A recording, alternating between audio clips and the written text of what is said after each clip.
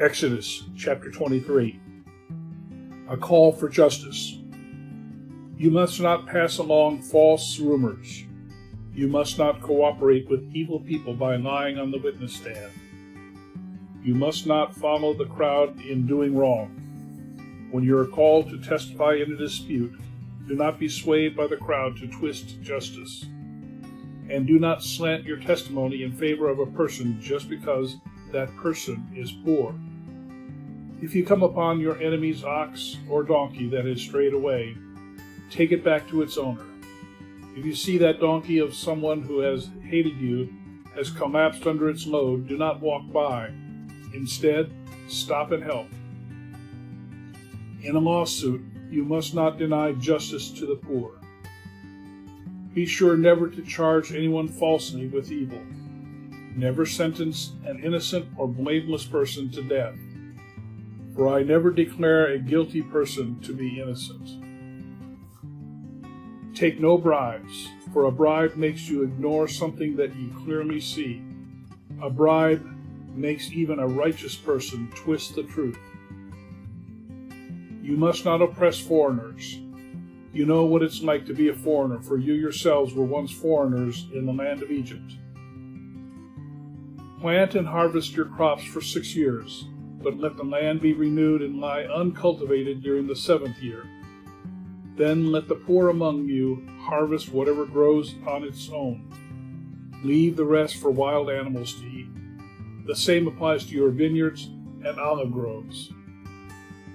You have 6 days each week for your ordinary work, but on the 7th day you must stop working. This gives your ox and your donkey a chance to rest. It also allows your slaves and the foreigners living among you to be refreshed. Pay attention to all my instructions. You must not call on the name of any other gods. Do not even speak their names. 3 annual festivals. Each year, you must celebrate 3 festivals in my honor. First, celebrate the festival of unleavened bread. For 7 days, the bread you eat must be made without yeast, just as I commanded you. Celebrate this festival annually at the appointed time in early spring, in the month of Abib, for it is the anniversary of your departure from Egypt. No one may appear before me without an offering. Second, celebrate the festival of harvest, when you bring me the first crops of your harvest. Finally, celebrate the festival of the final harvest at the end of the harvest season, when you have harvested all your crops from your fields. At these 3 times each year, every man in Israel must appear before the sovereign, the Lord. You must not offer a blood of any sacrificial offerings together with any baked goods containing yeast. And do not leave the fat from the festival offerings until the next morning.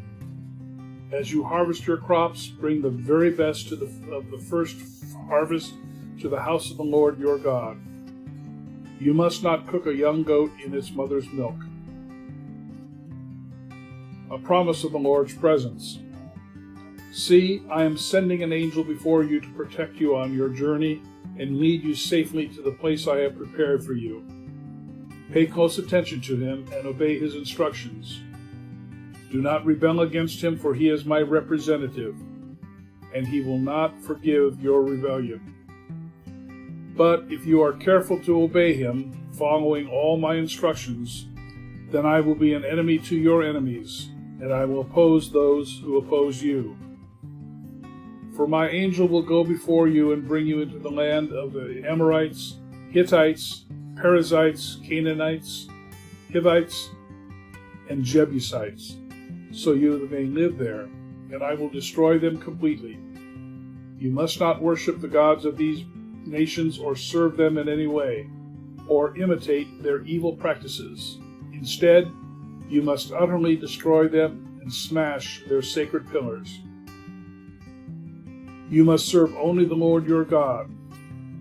If you do, I will bless you with food and water and will protect you from illness. There will be no miscarriages or infertility in your land, and I will give you long, full lives. I will send my terror ahead of you and create panic among all the people whose lands you invade. I will make all your enemies turn and run. I will send terror ahead of you to drive out the Hivites, Canaanites, and Hittites. But I will not drive them out in a single year, because the land would become desolate and the wild animals would multiply and threaten you. I will drive them out a little at a time, until your population has increased enough to take possession of the land. And I will fix your boundaries from the Red Sea to the Mediterranean Sea, and from the eastern wilderness to the Euphrates River. I will hand over to you the people now living in the land, and you will drive them out ahead of you. Make no treaties with them or their gods.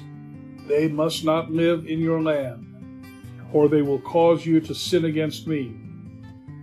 If you serve their gods, you will be caught in a trap of idolatry. Exodus chapter 24. Israel accepts the Lord's covenant. Then the Lord instructed Moses, "Come up here to me and bring along Aaron, Nadab, Abihu, and 70 of the Israel's elders. All of you must worship from a distance. Only Moses is allowed to come near to the Lord. The others must not come near, and none of the other people are allowed to climb up the mountain with him." Then Moses went down to the people and repeated all the instructions and regulations the Lord had given him. All the people answered with one voice, "We will do everything the Lord has commanded." Then Moses carefully wrote down all the Lord's instructions. Early the next morning, Moses got up and built an altar at the foot of the mountain. He also set up 12 pillars, one for each of the 12 tribes of Israel. Then he sent down some of the young Israelite men to present burnt offerings and to sacrifice bulls as peace offerings to the Lord. Moses drained half the blood from these animals into basins. The other half he splattered against the altar. Then he took the book of the covenant and read it aloud to the people. Again they all responded, "We will do whatever the Lord has commanded. We will obey." Then Moses took the blood from the basins and splattered it over the people, declaring, "Look, this blood confirms the covenant that the Lord has made with you in giving you these instructions." Then Moses, Aaron, Nadab, Abihu, and the 70 elders of Israel climbed up the mountain. There they saw the God of Israel. Under his feet there seemed to be a surface of brilliant blue lapis lazuli, as clear as the sky itself. And though these nobles of Israel gazed upon the Lord, he did not destroy them. In fact, they ate a covenant meal, eating and drinking in his presence. Then the Lord said to Moses, "Come up to me on the mountain and stay there, and I will give you the tablets of stone, on which I have inscribed the instructions and commands, so that you can teach the people." So Moses and his assistant Joshua set out, and Moses climbed up the mountain of God. Moses told the elders, "Stay here and wait for us until we come back. Aaron and Hur are here with you. If anyone has a dispute while I am gone, consult with them." Then Moses climbed up the mountain, and the clouds covered it, and the glory of God settled down on Mount Sinai. And the cloud covered it for 6 days. On the 7th day the Lord called out to Moses from inside the cloud. To the Israelites at the foot of the mountain, the glory of the Lord appeared at the summit like a consuming fire. Then Moses disappeared into the cloud as he climbed higher up the mountain. He remained on the mountain 40 days and 40 nights. Exodus chapter 25. Offerings for the tabernacle.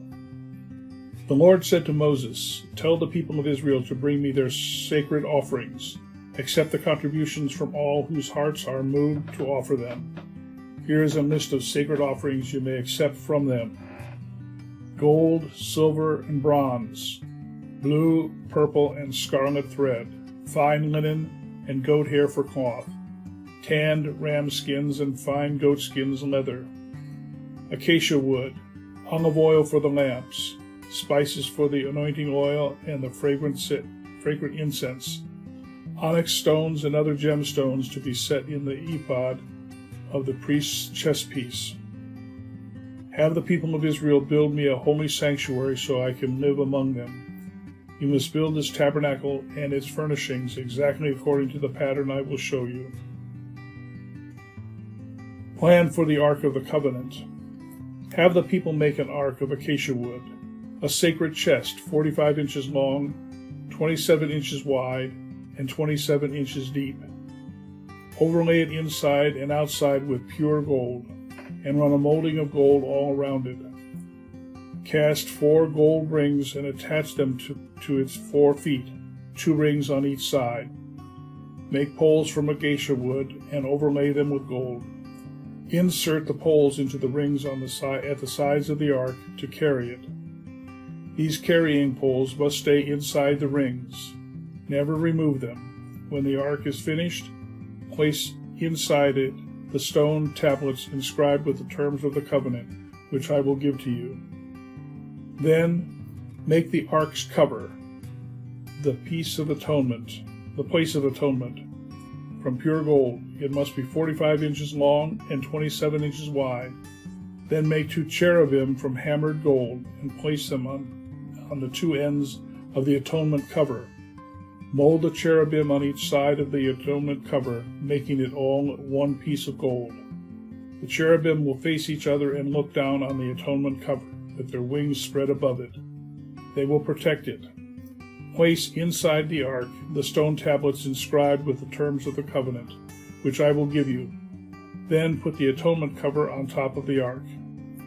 I will meet with you there and talk with you from above the atonement cover between the gold cherubim that hover over the ark of the covenant. From there I will give you my commands for the people of Israel. Plans for the table. Then make a table of acacia wood, 36 inches long, 18 inches wide, and 27 inches high. Overlay it with pure gold and run a gold molding around the edge. Decorate it with a 3-inch border all around and run a gold molding along the border. Make 4 gold rings for the table and attach them to the 4 corners next to the 4 legs. Attach the rings near the border to hold the poles that are used to carry the table. Make these poles from acacia wood and overlay them with gold. Make special containers of pure gold for the table, bowls, ladles, pitchers, and jars to be used in pouring out liquid offerings. Place the bread of the presence on the table to remain before me at all times. Plans for the lampstand.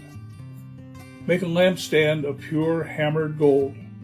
Make the entire lampstand and its decorations of one piece: the base, center stem, lamp cuts, buds, and petals. Make it with 6 branches going out from the center stem, 3 on each side. Each of the 6 branches will have 3 lamp cups shaped like almond blossoms, complete with buds and petals.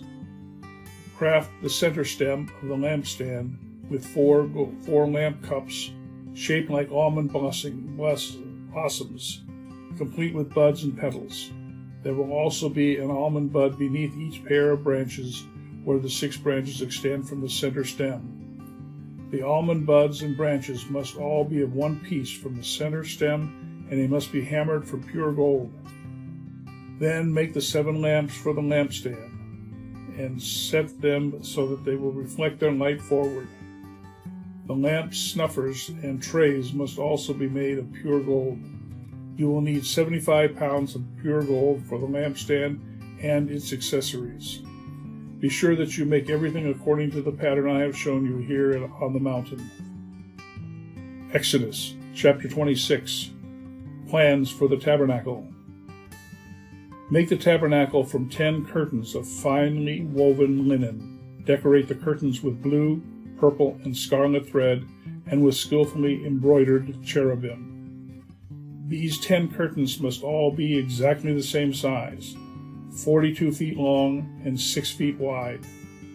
Join 5 of these curtains together to make one long curtain. Then join the other 5 to a second long curtain. Put loops of blue yarn along the edge for the last curtain on each set. The 15 loops along the edge of one curtain are to match the 15 loops along the edge of the other curtain. Then make 50 gold clasps and fasten the long curtains together with the clasps. In this way, the tabernacle will be made of one continuous piece. Make 11 curtains of goat hair cloth to serve as a tent covering for the tabernacle. These 11 curtains must all be exactly the same size, 45 feet long and 6 feet wide. Join 5 of these curtains together to make one long curtain, and join the other 6 into a second long curtain. Allow 3 feet of material from the second set of curtains to hang over the front of the sacred tent. Make 50 loops for one edge of each large curtain. Then make 50 bronze clasps and fasten the loops of the long curtains with the clasps. In this way, the tent covering will be made of one continuous piece. The remaining 3 feet of this tent covering will be left to hang over the back of the tabernacle. Allow 18 inches of remaining material to hang down over each side, so the tabernacle is completely covered. Complete the tent covering with a protective layer of tanned ram skins and a layer of fine goat skin leather. For the framework of the tabernacle, construct frames of acacia wood. Each frame must be 15 feet high and 27 inches wide, with 2 pegs under each frame. Make all the frames identical. Make 20 of these frames to support the curtains on the south side of the tabernacle. Also make 40 silver bases, 2 bases under each frame, with the pegs fitting securely into the basins. For the north side of the tabernacle, make another 20 frames, with their 40 silver bases, 2 bases under each frame. Make 6 frames for the rear, the west side of the tabernacle, along with 2 additional frames to reinforce the rear corners of the tabernacle. These corner frames will be matched at the bottom and firmly attached at the top with a single ring, forming a single corner unit. Make both of these corner units the same way, so there will be 8 frames at the rear of the tabernacle, set in 16 silver bases, 2 bases under each frame. Make crossbars of acacia wood to link the frames, 5 crossbars for the north side of the tabernacle and 5 for the south side. Also make 5 crossbars for the rear of the tabernacle, which will face west. The middle crossbar, attached halfway up the frames, will run all the way from one end of the tabernacle to the other. Overlay the frames with gold and make gold rings to hold the crossbars. Overlay the crossbars with gold as well. Set up this tabernacle according to the pattern you were shown on the mountain.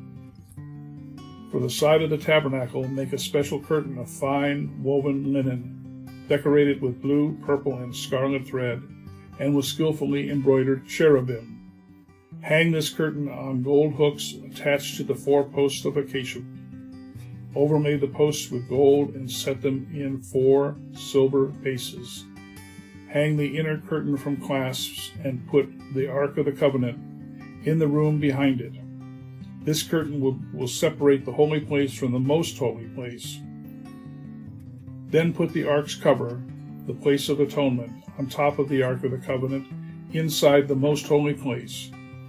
Place the table outside the inner curtain on the north side of the tabernacle, and place the lampstand across the room on the south side. Make another curtain for the entrance to the sacred tent.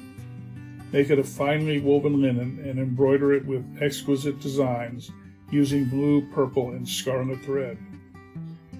Craft 5 posts of acacia wood, overlay them with gold, and hang the curtain from them with gold hooks. Cast 5 bronze bases for the posts.